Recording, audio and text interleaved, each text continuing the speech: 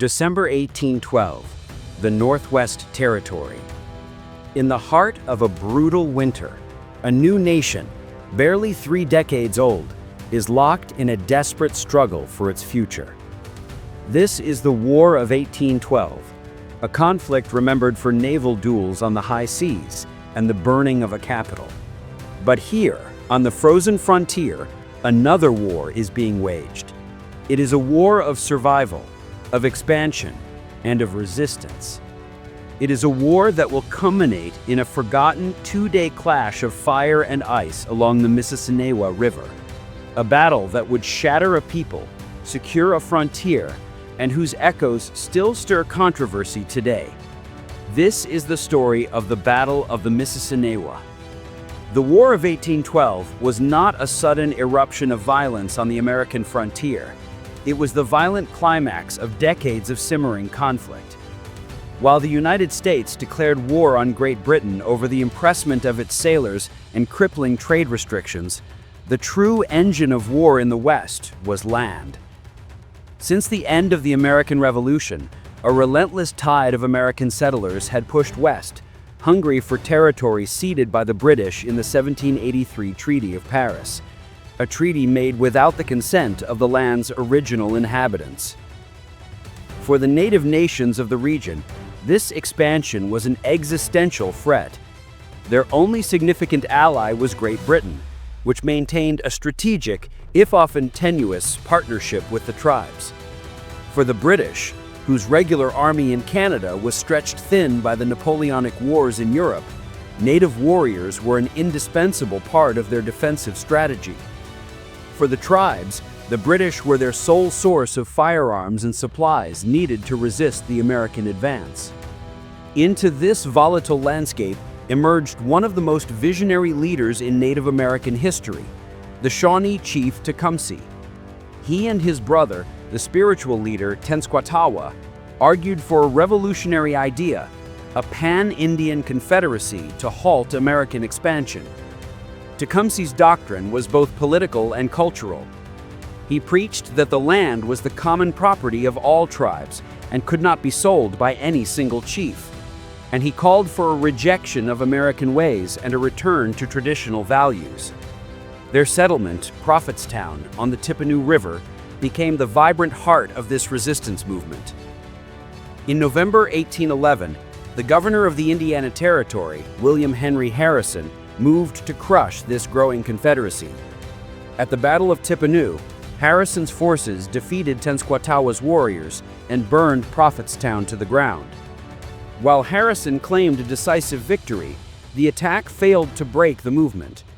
Instead, it had the opposite effect. It proved to Tecumseh that peaceful coexistence was impossible and drove him and his powerful confederacy firmly into the arms of the British. The American action at Tippecanoe did not end the threat on the frontier. It internationalized it, setting the stage for the wider war to come. While Tecumseh's confederacy prepared for war, other powerful nations in the region, known as Miamianki, the lands of the Miami, sought a different path. The Miami and Delaware peoples had established villages along the Mississinewa River, a tributary of the Wabash.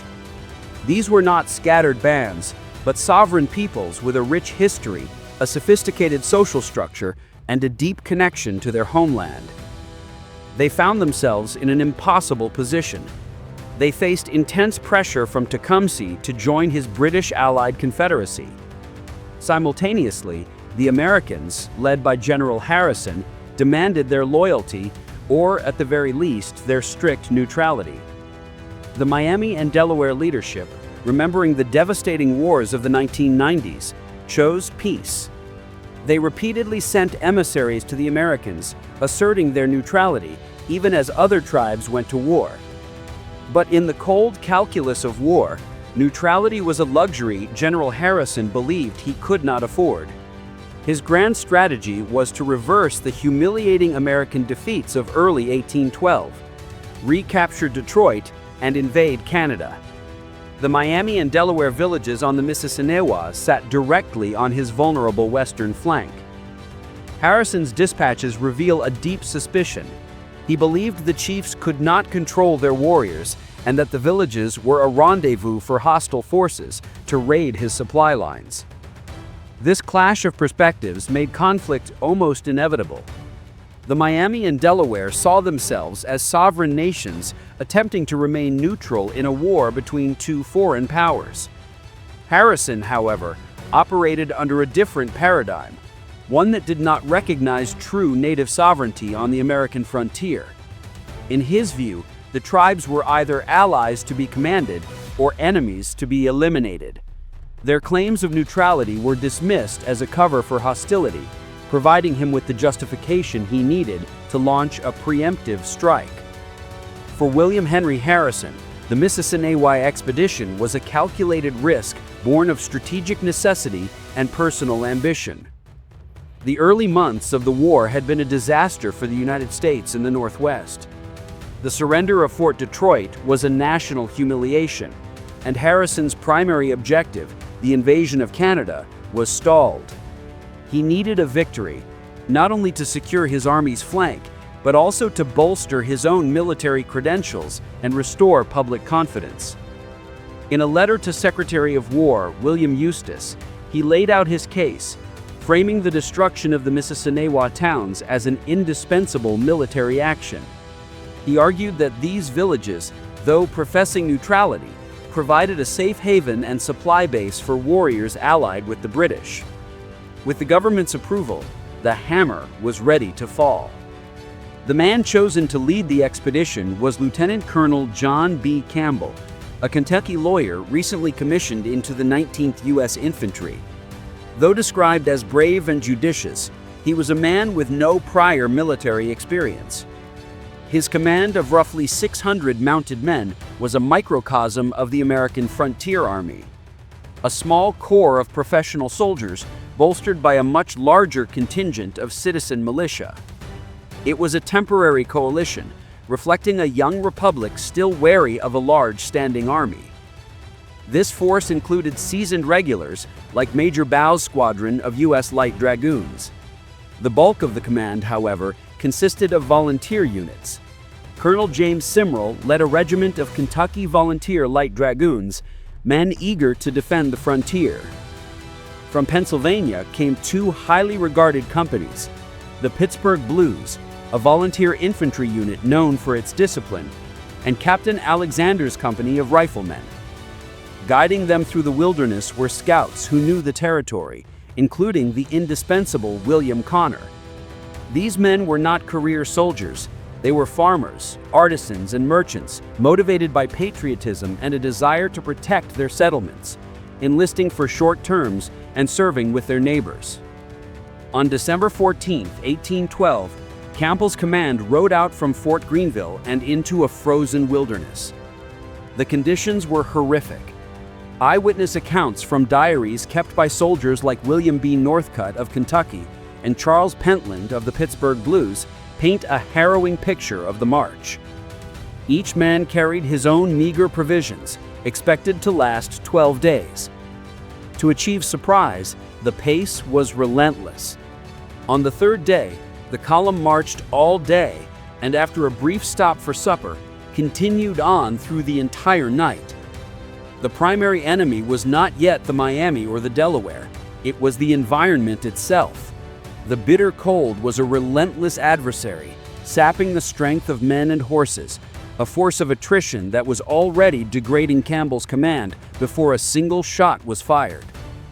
The decision to launch a winter campaign had turned the march into a desperate struggle for survival. Just after dawn on December 17th, after a grueling 3-day march, Campbell's exhausted force reached the Mississinewa River. They immediately charged the first village they encountered. The attack was a complete surprise. This was a community of Delaware and Miami peoples, many of whom were women, children, and elders, as most warriors were away at winter hunting camps. From the Miami perspective, it was a moment of terror.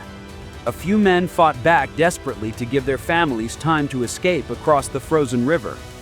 An American veteran would later recall the brutal aftermath, including the execution and scalping of a wounded Delaware man who had surrendered, pleading for his life.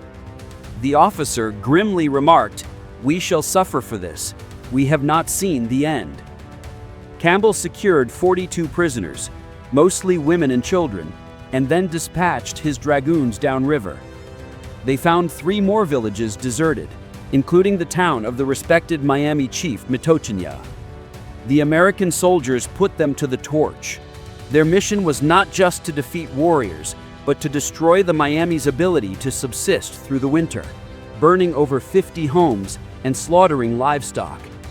That evening, the Americans made camp on the ashes of the first village they had destroyed. Before dawn on December 18th, as Campbell conferred with his officers about a retreat, the forest erupted. An estimated 300 Miami and Delaware warriors, seeking to rescue their captured families, launched a furious counterattack on the American camp. The assault was a masterful display of frontier warfare. The warriors struck the American right flank with overwhelming force, overrunning an outlying guard post and pouring intense fire into the camp. Their tactics were twofold: inflict casualties on the soldiers and, just as critically, destroy their mobility by killing their horses. Over 100 American horses were shot down in the fighting, a deliberate strategy to strand the mounted force deep in hostile territory. For nearly an hour, the battle raged in the darkness. Major Ball's dragoons desperately held their line against the onslaught. Seeing his flank near collapse, Campbell ordered Captain Butler's Pittsburgh Blues into the fight. Their disciplined, volley firing by platoons proved decisive, halting the momentum of the attack. As the warriors' assault faltered, Captain George Trotter led a daring charge with his Kentucky dragoons, finally breaking the attack and forcing the warriors to retreat. The identity of the native commander remains a mystery, though one American guide, William Connor, claimed he recognized the loud commands of a chief named Little Thunder. The Americans had held the field, but the native warriors had achieved their own strategic objective. They had inflicted significant casualties and, by destroying Campbell's cavalry, had ensured the American expedition could go no further. The raid was over. The fight for survival was far from over. Campbell's force began its desperate 80-mile retreat to Fort Greenville, now burdened with dozens of wounded men, with few horses, and with the brutal winter as their most formidable foe. The march became an agonizing ordeal against the elements. The greatest toll was not from combat, but from the cold. When the battered column finally staggered back into Greenville on December 28th, the true cost of the expedition became clear. Of the 600 men who had set out, more than 300 were incapacitated by severe frostbite. An entire regiment of Kentucky dragoons had to be disbanded. For many of these soldiers, the battle's aftermath meant months of agony and the high probability of amputation. In his official reports, William Henry Harrison declared the Mississinewa campaign a resounding victory. He had achieved his strategic objective. The villages were destroyed, the threat to his flank was neutralized, and the way was clear for his 1813 invasion of Canada. For his gallant conduct, Lieutenant Colonel John B. Campbell was promoted to full colonel. The narrative sent to Washington was one of success, a much-needed victory on the frontier. The staggering cost in non-combat casualties was a footnote, a testament to the political necessity of framing military outcomes in the best possible light. For the Miami and Delaware people, the consequences were catastrophic.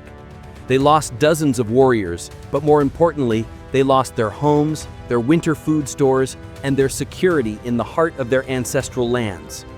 The Battle of the Mississinewa was the last time the Miami would fight as a nation. The raid broke their ability to resist, forcing a shift from defiance to accommodation as the only path to survival. In the years that followed, leaders like Chief Mississinewa, whose village was burnt, would be praised for their service to the Americans by keeping the peace, a service that earned his band a small reservation. It was the beginning of the end of their existence as a sovereign people in Miami, a process that would culminate in their forced removal from Indiana just a few decades later. Today, the Battle of the Mississinewa is commemorated on the land where it was fought.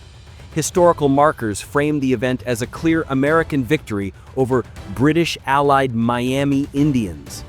Since 1988, the site has hosted Mississinewa 1812, an annual living history event that has grown to become the largest War of 1812 reenactment in the United States. Thousands of visitors and participants gather each October to experience a recreation of military life, native culture, and the battle itself, with the stated mission of preserving the battlefield and educating the public. But in 2024, the cannons fell silent. The event was abruptly canceled, revealing that the battlefield is not just a site of historical memory, but an arena for a modern conflict over sovereignty and identity. The controversy stems from a deep historical division within the Miami people themselves, a division created by U.S. policy in the 19th century. In 1846, the United States forcibly removed the majority of the Miami to territory that would become Oklahoma. This group is today the federally recognized Miami Tribe of Oklahoma. However, some Miami families who held individual land allotments were allowed to remain in Indiana. Their descendants are known today as the Miami Nation of Indiana, a tribe recognized by the state, but whose federal recognition was terminated by the U.S. government in 1897. In early 2024, the federally recognized Miami Tribe of Oklahoma made a formal request to the reenactment organizers that no Native American reenactors be permitted to participate unless they were citizens of a federally recognized tribe. This ultimatum, an assertion of their sovereign right to control the representation of their ancestors, effectively excluded members of the Miami Nation of Indiana from participating in a commemoration of their own history on their own ancestral land. Faced with what they called extreme and non-negotiable demands, the nonprofit Mississinewa Battlefield Society suspended the event, vowing to find a new private location free from politically affiliated pressure.